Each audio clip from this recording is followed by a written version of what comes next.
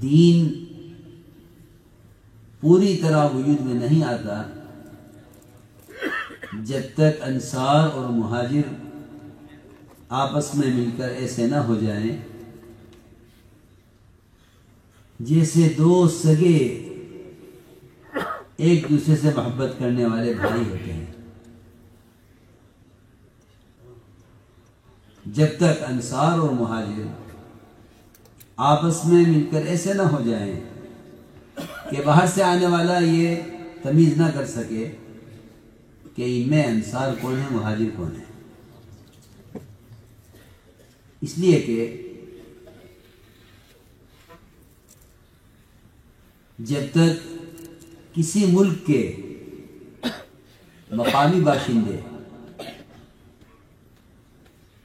دین کی محنت کو اور دین کے کام کو اور دین کے شعبوں کو،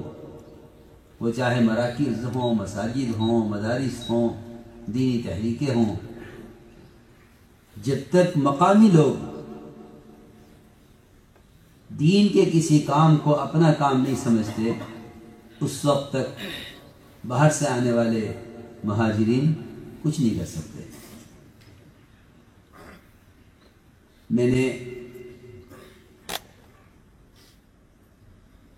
امریکہ میں بھی، افریقہ میں بھی، اور اب اللہ یہاں لایا ہے،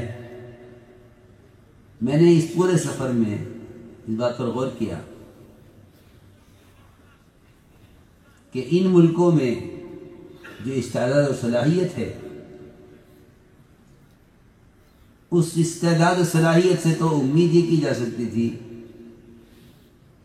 کہ یہ ممالک خود اپنے ہی لیے نہیں بلکہ سارے عالم کے لیے ہدایت کا اور دین کا قائم ہونے کا ذریعہ بن سکتے تھے، لیکن جب انصار یہ سمجھیں کہ یہ مہاجرین کا کام ہے اور مہاجرین یہ سمجھیں کہ یہ ہماری ذاتی ملکیت ہے، یہ ہمارا ذاتی کام ہے، تو اس کا نتیجہ اتنا برا نکلتا ہے، اتنا برا نتیجہ نکلتا ہے کہ اس سے کوئی خیر وجود میں نہیں آتی۔ ماحول عرض کر رہا کہ جب تک انصار مہاجر آپس میں مل کر ایک نہیں ہو گئے،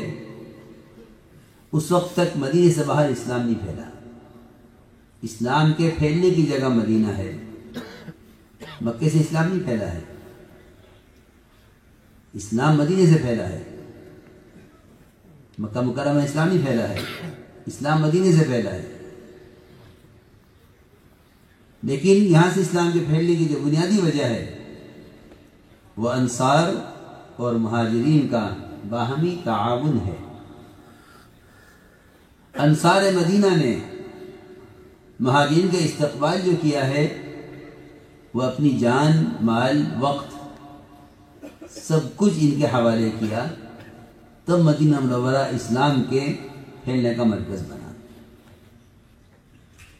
اس لیے اس باہمی تعاون کے لیے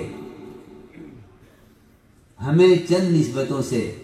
بالا تر ہو کر اور چند نسبتوں کو کچل کر،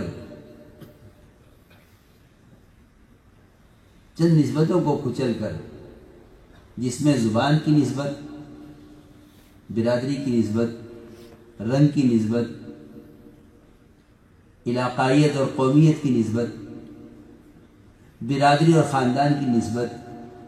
ان تمام نسبتوں سے نکل کر بغیر کسی تقسیم کے اور بغیر کسی اونچ نیچ کے دین کی نصرت پر سب کو جمع ہونا پڑے۔